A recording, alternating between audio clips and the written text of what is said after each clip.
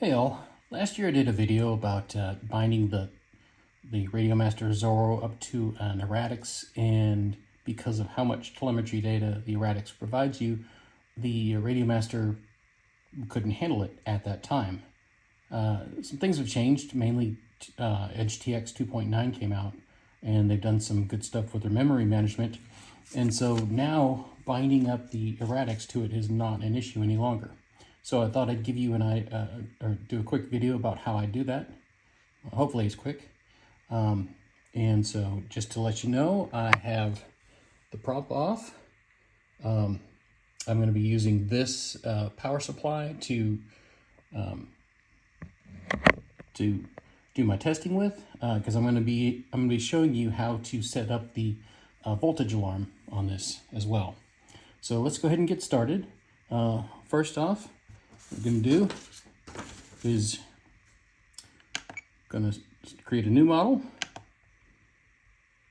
and page over, and for the sake of expediency, we're going to name it E. All right. And next what we're going to do, or what I like to do, is set up my throttle cut. So it's a two-step throttle cut. What I do is I check to make sure the throttle is less than -98. So I want to make sure my throttle switch is down. And I want to make sure my throttle cut switch is away from me. So that means I'm ready to enable the throttle. Right, that's our first one.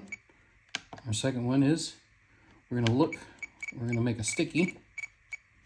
And that sticky is going to look for L1. And as soon as L1 lights up, it's going to enable the throttle. And the second value is what turns off the sticky. And so what's going to turn off the sticky is if we pull the throttle cut switch back. So now, what we should be able to do, so we see L01 isn't lighting up at all because our throttle cut switch is on. Right, so now L1 is, it always takes one turn to do this. Okay, so now we got it. L1 won't arm. We'll leave the throttle cut mid. Turn off the switch, it still won't arm. Bring the throttle down, L1 and L2 light up. Pull the throttle cut, we're good. Okay, so now we have our throttle cut set up. Always do that. Hit return one too many times. And so now we're going to set up everything that has to do with the throttle cut. So the first thing I do, when L2 is set, we're going to override and channel 3, which is the throttle, and AETR. My radio is still set up in the default AETR. And we're going to set it to -100.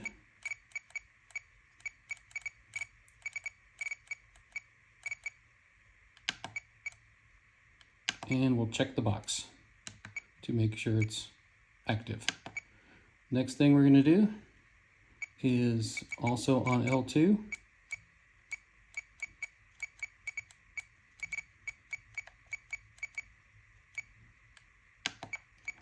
We're going to play our track. That will tell us that the throttle is active.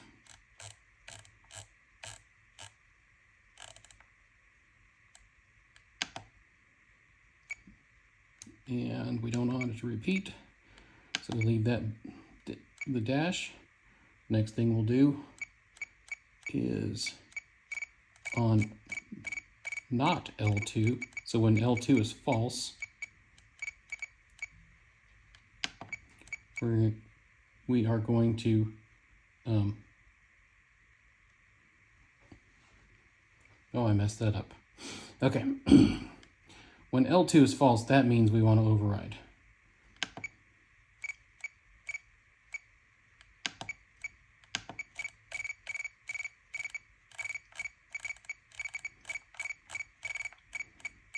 I wonder how many of you caught that before I said something.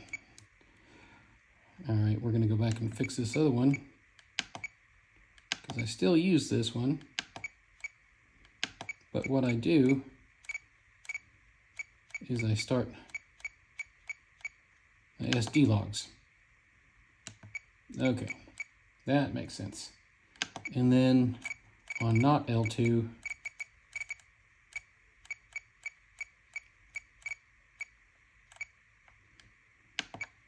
that means we're going to play our throttle cut track.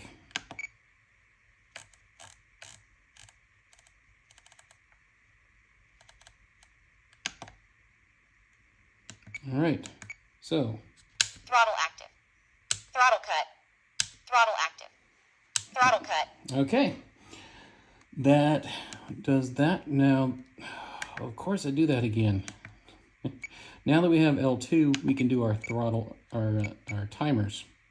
Now, for the Eratix, I normally, you can set it up throttle percent or throttle start, either one.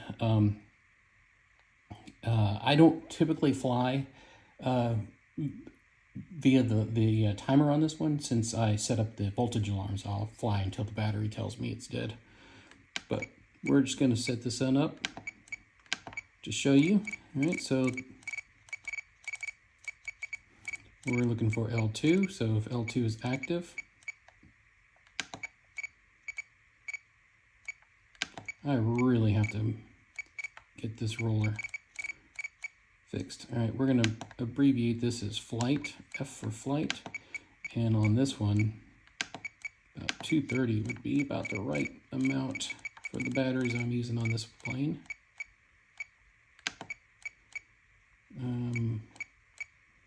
And don't need a countdown, especially if we're doing throttle percent. Throttle 2 would be throttle start. And L2 as well. So we only want it counting when the throttle's actually enabled. And this will be T for total throttle. And we're going to persist it until manual reset.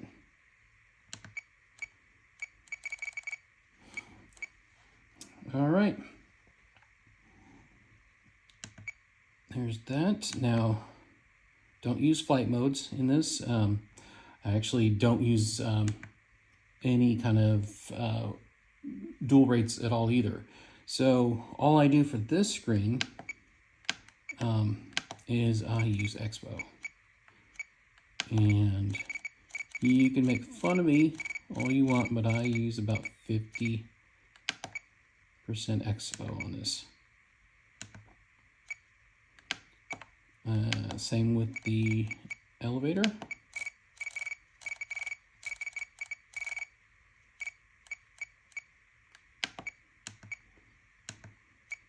And with the rudder, I use about 25, maybe 30. Yeah, let's go with 30. Okay, and return out of there. And then what I'm also going to do is I'm going to make another input, and this is going to be the switch for my gyro. You don't necessarily have to do it this way. This is just the way I like doing it. I like having these well-defined inputs on my radio.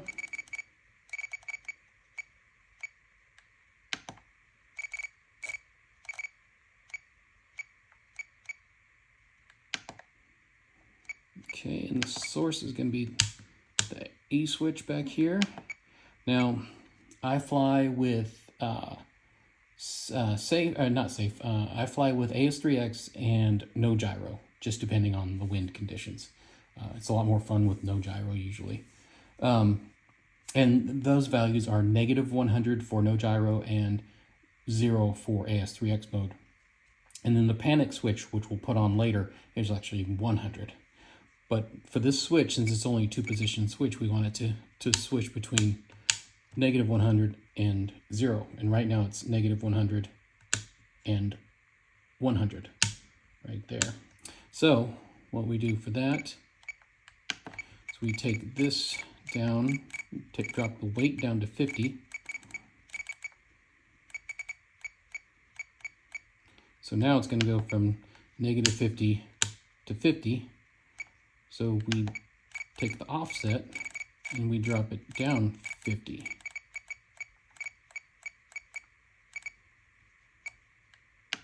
So now we're at -100 and 0.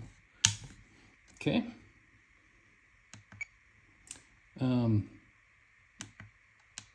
We exit out of that and we go over to mixes. I don't really do anything on mixes except I'm going to add my I'm going to add my gyro switch in. Now on my plane, since it's already been set up, it's already on channel 7. I know that.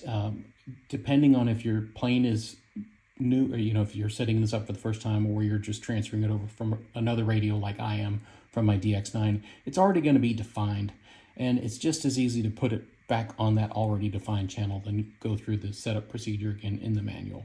So I'm just going to leave it on channel 7, and my source is going to be gyro, and we're going to go ahead and give it a mix name. Again, this isn't no big deal to do this or not.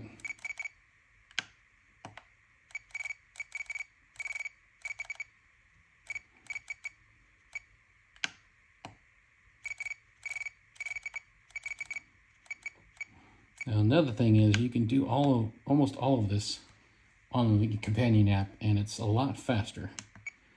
But I thought you guys might benefit from being able to see how to do it on the radio itself. All right, so now I've got gyro. So if we go here, go back out here, and we go across to page channel monitor. Switch 7 away is -100. Towards me is 0, so I'll probably add callouts to those, but not on this video. You guys will know how to do that already. All right, so now, you know what? Let's go ahead and set up our panic switch. Might as well. We're here. You know how to do it. All right, so special functions. Panic switch going to be when A is down. We're gonna override channel. That was correct, and it's going to be channel 7, and it's going to be 100.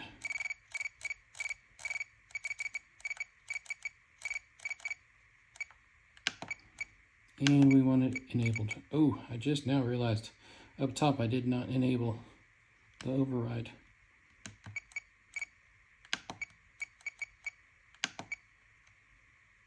Okay.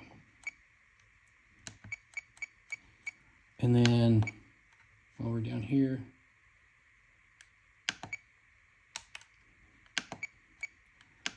gonna do our call out.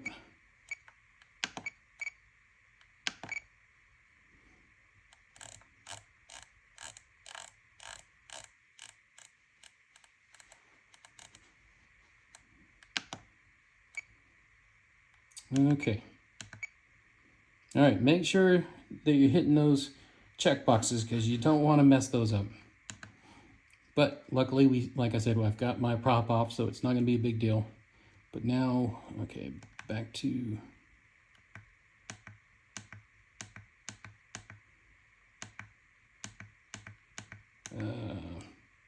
I don't want mixers. I want Channel.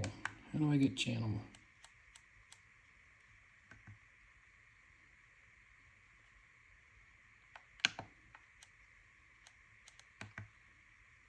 Oh, I hate this sometimes. Okay. Oop.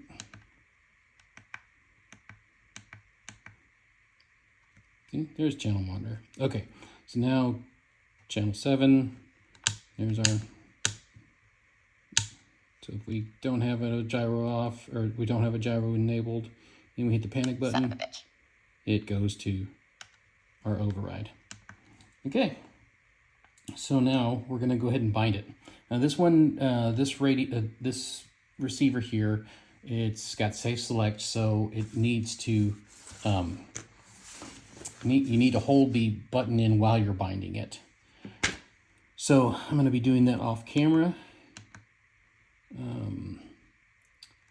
Let's see here. I need to get back to the binding screen here. Let's go ahead and set up this first. All right, so it's multi, and we're going to go DSM. I believe this is X2F, but we're going to put auto. That always works for me. So, and we're going to use receiver number 3. Always make sure to change out your receiver numbers, otherwise you're going to screw up one of your other models.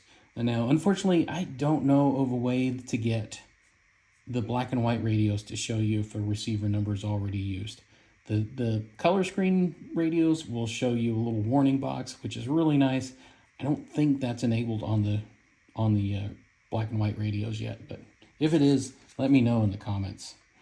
Let me go ahead and plug this in. All right, I'm holding the button. If I can find it, there, got the button, turning the radio on. All right, bind.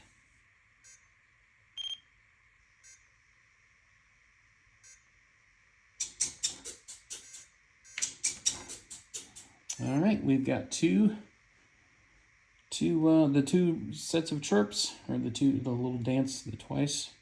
And let's double check. Elevators are good. Rudder is reversed, and the ailerons are reversed. So let's go ahead and change that out now. Go to channels, ailerons, or channel 1. All right, that's correct now. And rudder is channel 4. And that is correct now. Okay, on to the next step. So we're going to go over to telemetry now. And the first thing we're going to do, I do for Spectrum, only Spectrum, is I disable the alarms, because the way Spectrum reports its RSSI, it's so much lower than any other radio. I believe it's reporting the telemetry RSSI, which is not very strong at all. It's just flyby telemetry for this receiver at least. But it's low, and it will bother the heck out of you if you leave the telemetry enabled. You'll get critical alarms all the time, and your plane is 100 feet away from you. So disable them. All right, and then we're going to go up here and we're going to discover new sensors, and let that run for a couple seconds and then stop. All right, so first off, you can see we've got cell voltage. This plane doesn't actually have individual cell voltage. It's got the special IC30 connection, I think is what it's called. But it's not actually hooked up. It just has 2 power leads to it. The information lead is just a dummy lead. So I actually just replaced it with an XT30. So this cell 1, cell 2, cell 3, they're always going to be equal. They're just an whatever the main voltage is divided by 3. All right. So we're going to be using that later, cell 1 or cell 2 or cell 3, any one you want. EV in, I've got 11.55 volts on my power supply, and it's showing 11.5-ish. So not too bad. You actually Throttle active. We'll go ahead and activate the throttle, and you see the RPMs are reporting. I don't know how accurate those are, but and then we have the typical ones that you'd see on a Spectrum radio, or the fades, the frame losses, and the holds. So that's as you see, it's able to get all of them now. So all right, so what I like to do is from here we'll set up a screen, and I'll do TRSS.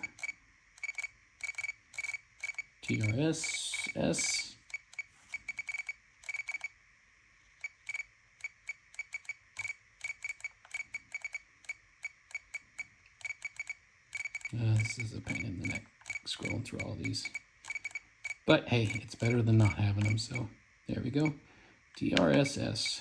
And then over here, because I always think it's kind of funny, I'll do the minimum TRSS that I have during the flight. So if you notice, there all these values will have like this one would have a TRSS, a TRSS minus, and a TRSS plus.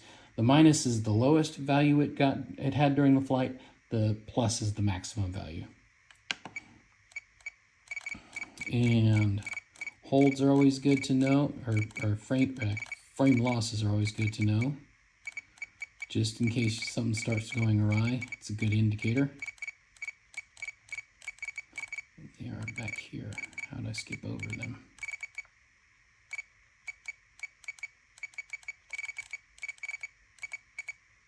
No, where are they?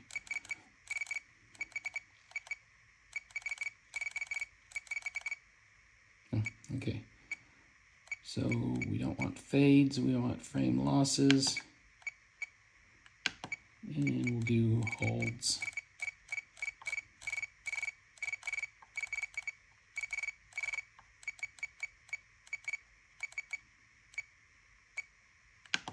Okay. Yeah, you can add whatever else you want. That's about all I find interesting in this telemetry data. So now, once again, I do go too far out.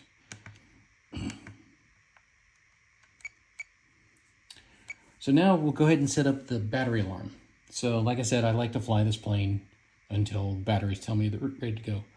So what I do is I set up another A less than X. This time we're going to use the telemetry value.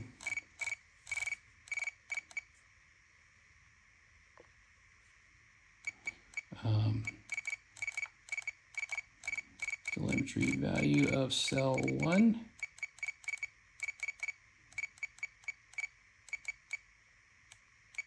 Now you could use total voltage on this as well. I just find it's easier to think about cell voltages when you're doing individual cells. I don't have to think, oh, this is a 4S, it needs to be, 14 volts or something like that. I just like to say, okay, if any cell is less than 3.6, yeah, I only go to 3.6 on this, because then that means I don't have to storage charge. I have plenty of battery, so. All right, so this would fire off every time it drops below 3.6. And I think that's the way DX9 batteries or radios work, or the Spectrum radios work, because the monitor irritates the crap out of me. Of course, it's going to go off every time you hammer it for a good skyward run, but so what I want to do is I'm going to make an edge switch here. And an edge switch, where did it go? There. An edge switch is going to look at something, and it's going to wait however long you tell it. So it's going to be looking at L4. If L4 is true, we're going to say for 4 seconds. Then turn on. And then this just means it doesn't have to go away for it to remain true. It will, if it's on for at least 4 seconds up to infinity, this will blip on for 1 second, or for a microsecond really. And so that'd be good, but like I said, it only blips on. It doesn't stay on. And what I want to do is if I'm flying along and I'm down below 3.6 and it doesn't come back up, I want it to remind me every few seconds, because that's how I know that it's really, it's really time to come down. So do another one. This is going to be a sticky, our friend the sticky switch. So when L5 blips on, which is our edge switch, this will come on and it'll stay on. And the only thing that'll turn it off is if L4 goes off. So if L4 is now false, which means the voltage is back up above 3.6, it will go on, or it'll turn off. So in order to test this out, let's go ahead and do a call out for this. So if L6, that's our sticky. If L6, we're going to play a track.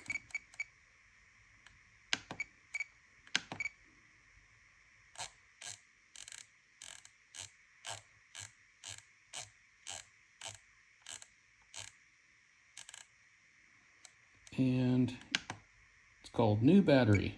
And here, whereas we left the other ones with the dash, on this one, we're gonna put 5 here.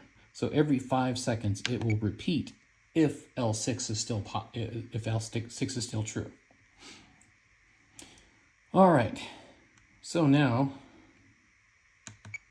let's go ahead and test this.